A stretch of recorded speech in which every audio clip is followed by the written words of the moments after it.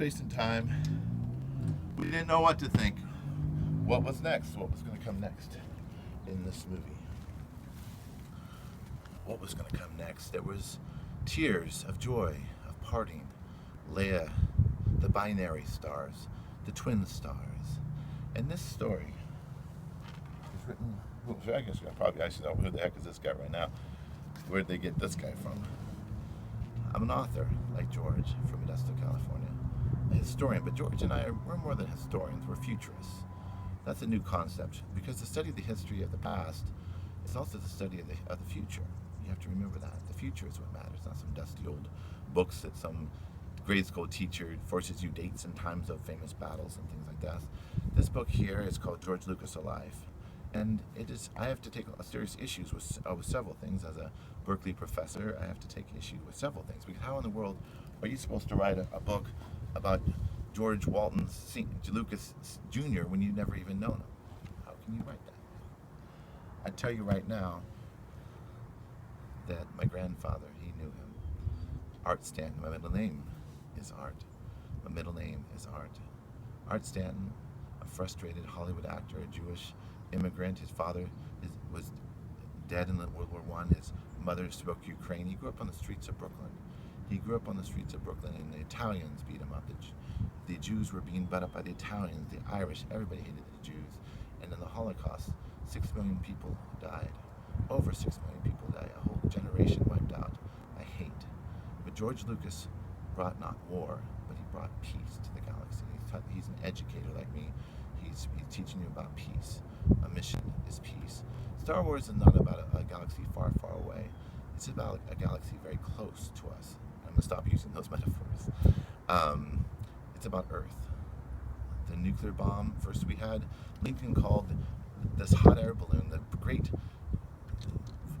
weapon that would solve in the Civil War, that would solve all, it would show the folly, the foolishness of war, is what Lincoln called it.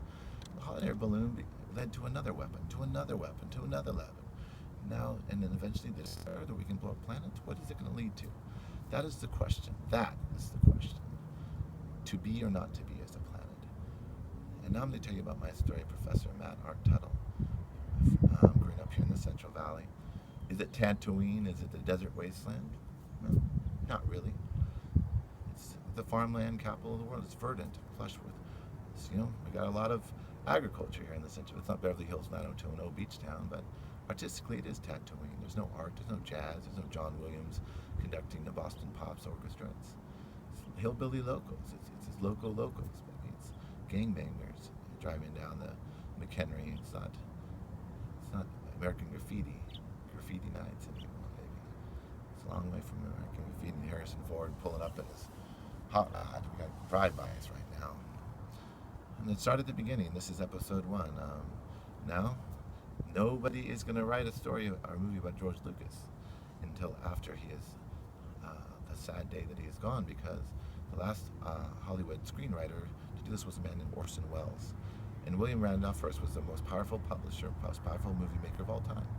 And Orson Welles, a young buck, tried to take him on and, she'd call him out, so to speak, with a little film called Citizen Kane. You might have heard about that in film students and students of Hollywood history. The most famous film of all time is Citizen Kane. And there's a big castle over here off to Modesto. It's about a 3 hours drive called Hearst Castle. It wasn't actually his castle. It was just his ranch, one of several multi-billion-dollar palatial mansions that William Randolph Hearst, the son of a penniless gold miner turned multi-trillionaire, decided to make a monument to himself. So, Orson Welles comes along, writes a little book about William Randolph Hearst's mistress, Marion Davies, and turns it into Citizen Kane. He never worked in this industry again. He was selling Jell-O pop sticks or something. I don't know what the hell he was selling. Anyways, to make a long story short, nobody's going to write that book because it's personal. I didn't know George Lucas Sr. My grandfather did. It's Art Stanton of Stanton Business Machines and Supplies in Fresno, California, in Visalia. It's a couple clicks down the San Joaquin Valley. Modesto. Fresno's down this way. This is the San Joaquin River. The valley is named after it. San Joaquin Valley is named after this river, as we see in the background. That San Joaquin Valley is named after the biggest river in America. San Joaquin River, one of the biggest rivers, I should say, on the West Coast, is the San Joaquin River. This is the San Joaquin River Valley. Used to be from basin to basin. The basin would be from this ridge over here to this ridge. But now what we have, it's a dam, the Frying Dam is dammed up. It's just a small little stream. All the wildlife has been destroyed. The Indian Reservation, skywalking, dreamers up there. The Indian Reservation is up there. Skywalking, which I invoked, is a term, a Native American term, which means he who walks in the sky.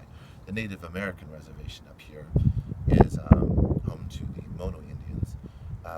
He who walks in the sky, skywalking, is a term George probably incorporated, I'm guessing, to mean dreamer. It means dreamer. It doesn't mean space travel. It means someone who stares up in the sky at night and dreams. And this is dedicated to George Skywalker Lucas Jr. George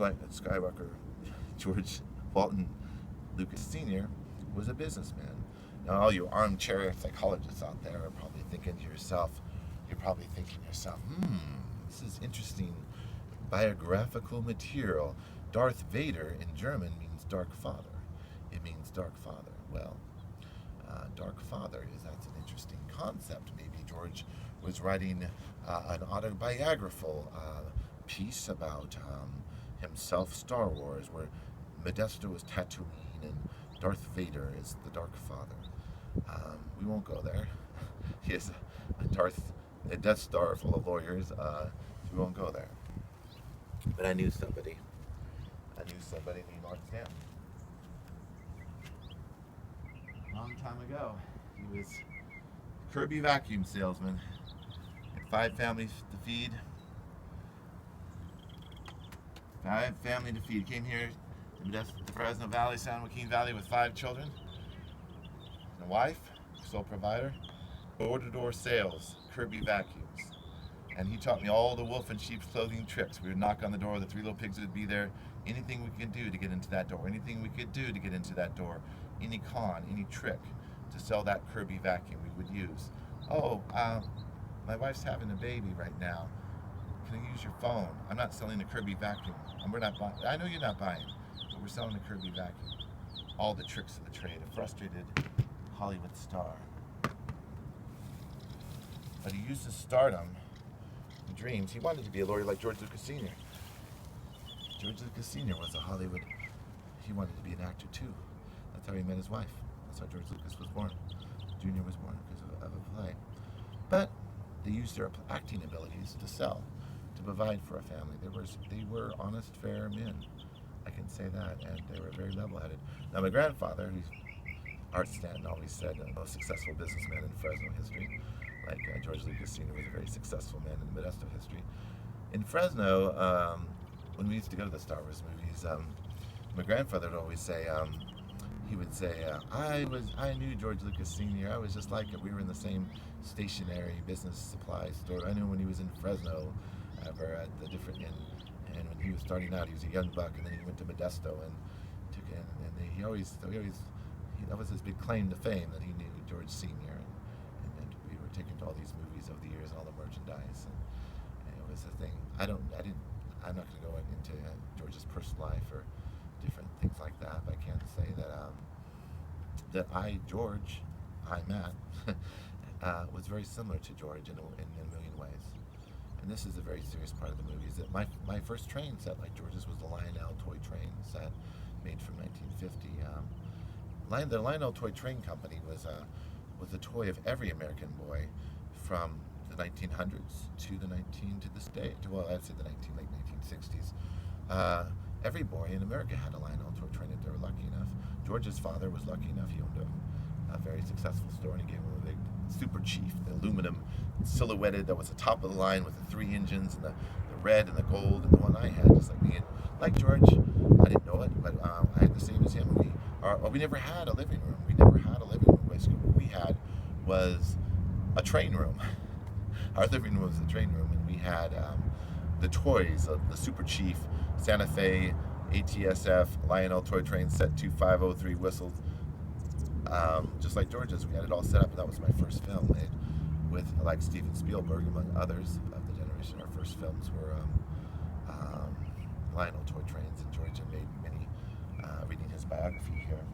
If you look at his biography, he's made many dioramas, and this was his first universe, so to speak, and first dioramic casting of maybe the hamster was on the boxcar, or the cat was on the cat from outer space, the 50-year-old cat. This was his first sci-fi film. Yeah, wow, takes you back. You're probably thinking who I am. I'm some 44-year-old man, and next month longing for his childhood. I'm an educator. I want to educate you. So what we're going to do in episode 1, A Birth of a Star, Star is Born, is we're going to take you from George Lucas's birth to the incident,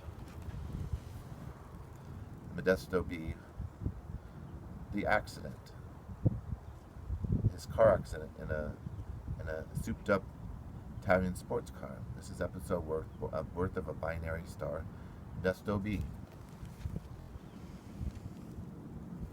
Modesto B, Wednesday, June 13, 1962. Modesto B, McClatchy Newspapers, which owns every newspaper in the Central Valley, the San Joaquin Valley, also the Fresno Bee. Youth survives crash. And that youth was George Lucas. And I believe this was the turning point. If you can see closer to your screen here. Youth survives crash. Well, we're lucky he did. He's kind of had a little Harrison Ford streak in him, surviving crashes, because we're glad he did. Like Harrison Ford survived a recent plane crash. We're glad George did, because he changed the world and changed my world too, and the universe's world. Right now, we're going to talk about his early life. His father, George Lucas, George Walton's senior, was in the office stationery supply store, just like my grandfather, Art Stanton, was in the typewriting office and different stationery supply stores, and he used their method acting to sell. They were both actors, and they would sell anything and could size people up at a moment's notice. I don't know if anybody out there in the audience watched the movie Back to the Future. Well, there was a character named George McFly. You might remember George McFly being the victimized, the genius that liked to write science fiction films, was victimized by a Biff Tannen, the big bully. And George Lucas life was based on George McFly. The screenwriter for Back to the Future was an apprentice of George Lucas, and made Back to the Future in honor of George Lucas. George McFly, of course, you've seen the movie. The bullies would kick him, and he would do their paper. He would try to do his artistic, and he wanted people to like him, to love him, to get the girl, to get the princess, and he just never. And it was only with his power of his science fiction and trusting his heart and his mind that he beat the bullies. Now, I'm not going to name names, because I know who Biff Tannen is. I lived in Modesto. There was Yory Farms. John Yory was, I believe, is the basis for Biff Tannen. But he's not. It's totally a characterization and exaggeration. Character. John is a nice guy. Yory Farms is a very successful farm in Modesto, California. And in real life, John Yory was Mr. Touchdown, Mr. Quarterback, Mr. All everybody wanted to be. And young scrawny George apparently followed John around and wanted to be his friend, like how Marty McFly would follow around Biff Tannen. Don't sue me, but that's basically living in Modesto all my life. That's the story. That's how the story goes. That's how it goes. Anyways, as we know, if you watch Back to the Future, George takes a $1 note pen and pad and George McFly, and they write of history. And all you frustrated artists and actors and entertainers out there, go to Walmart today. Go like George Walton Lucas did. Go to the stationery supply store. Get a $1 stationery pad. Write history. Make history. You don't need $1 million. You don't need anybody. You need yourself. You need this. Because it all started with a pad and paper. And the rest, as they say, is history. Or the future. Moving on. George's early life. Let's get to the part of that we all want to talk about. Is the part where he decided not to take his father's hand to rule the galaxy at his father's side. Well, I don't know why George made that decision to stand up to a survivor of the Great Depression. Wednesday, June 13, 1962, Modesto B. Youth survives crash. Lucas was a week away from barely graduating high school when he was in an automobile accident, serious enough that it made the front page of Modesto, a local newspaper. He was thrown free of the crash just before impact. Surviving the crash changed Lucas's outlook on life and persuaded him to pursue studies in anthropology at Modesto Junior College and later film at the University of Southern California, USC, where he met Steven Spielberg. You got it. And the rest, as they say, is history.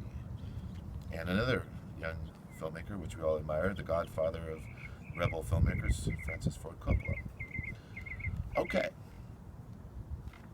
So, stay tuned for the next chapter, and we're going to bring you different episodes as they become available. This is episode 1, Binary Star, and I leave you with this homework assignment. What is a binary star? Go to Google right now. A binary star is a star, two stars that are in the same orbit. Best part of Star Wars, and I got George Lucas. I'm a biographer, but I'm from Modesto, but I got something that everybody else doesn't know, because in Star Wars, the most defining point of the most popular movie ever made is when George looks to the sun, and there's two suns. I'm looking at the sun right now. There's one sun here, but remember that part where Luke is, John Williams' score is in the background. And he's looking up to that binary star. There's two. Bi means two. There's two stars, and Luke is wistfully wondering what is going on. Where's his father? The father he never had. I think that's why Star Wars made history. The binary star theory, that George was in his father's orbit all of his life. George Sr. was a very successful businessman. Everybody knew him. He was at the Chamber of Commerce, Business Commerce. He was a very successful man. But that moment in time with the devil's bargain that every child must know, when you have a family business, the father wants you to, he reaches his hand out to you. Luke, take over the family business. But this is what's going to happen to you if you do. Your severed right hand, if you want to be the right hand of the father, your hand's going to be severed off. It happened to me. My family's lawyers for 5 generations. And unfortunately I did take the devil's bargain in the devil's hand. So anyways, I invite you, stay tuned to Matthew Art Tuttle movie called George Lucas, I, George, father figure, for different things.